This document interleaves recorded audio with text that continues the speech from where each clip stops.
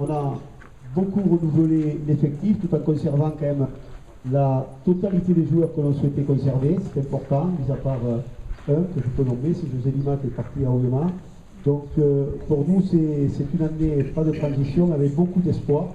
Donc sachez, messieurs les joueurs qu'à Carcassonne, on galvaude pas les vertus de la ville, de l'agglo, du club. C'est un club qui donne tout sur le terrain. On n'est pas souvent les plus riches, mais voilà, s'il y a quelque chose qu'on ne pardonne pas, c'est le manque d'abnégation, de don de soi sur un terrain. Et ça, à Carcassonne, on est très attaché à ces valeurs. C'est un club familial, où il fait bon vivre, où on a un cadre quand même relativement sympathique. Donc, bienvenue à Carcassonne. Je sais que vous commencez à travailler dur et fort, mais c'est important pour vous faire vivre une très belle saison. Notre partenaire, merci de votre soutien, de votre participation. Pilier gauche qui arrive de Bordeaux, qui a été international chez les équipes jeunes et qui a été champion de France avec les espoirs de Bordeaux pour Thierry qui peut...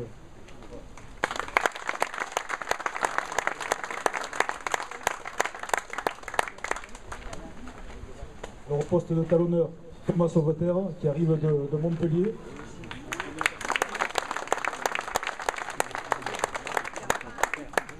Georgi Sarashvili, pilier droit en provenance de Pau.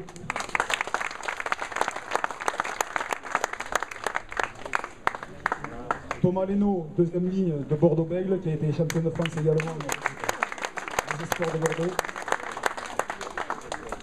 Un retour au club, Jean-Baptiste Roideau, deuxième ligne en provenance d'Agen.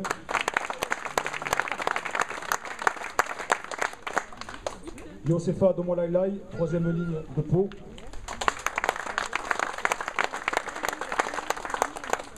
À cela se rajoutent deux joueurs qui sont excusés puisqu'il y en a un, Rory Walton, qui joue le Super Rugby avec la Western Force et qui joue deuxième ligne, voilà, qui doit arriver le 22 juillet à Carcassonne, ainsi que Edgar Tunukwafé, troisième ligne du Stade Toulousain, voilà, qui a fini la saison tard et qui doit observer 4 semaines de repos complète avant de rejoindre l'effectif.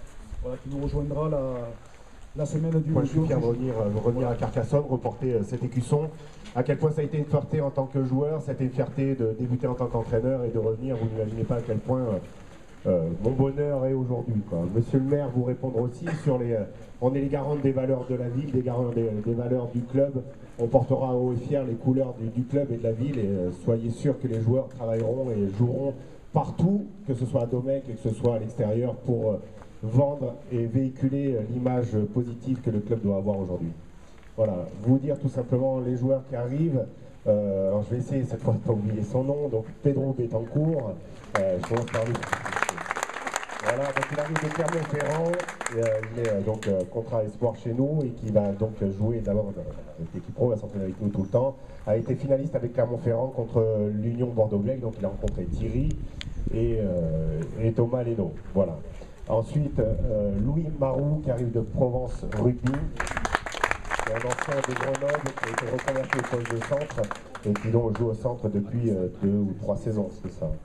Voilà, donc, et le dernier, ça sera Benoît, je cafouille à chaque fois, Benoît Jasmin, tout simplement, qui arrive de Narbonne, qui est arrière-ailier.